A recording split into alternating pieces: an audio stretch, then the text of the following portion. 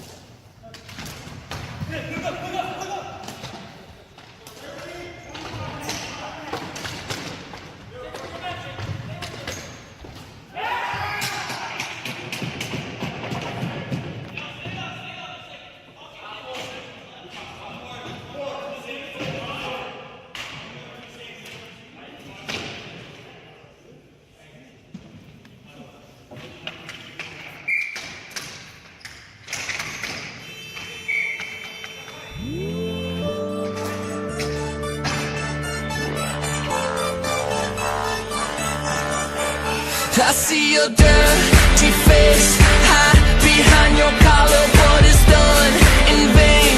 Truth is hard to swallow, so you pray to God to justify the way you live a lie, live a lie, live a lie. And you take your time, and you do your crime. Well, you made your bed, I made mine. Because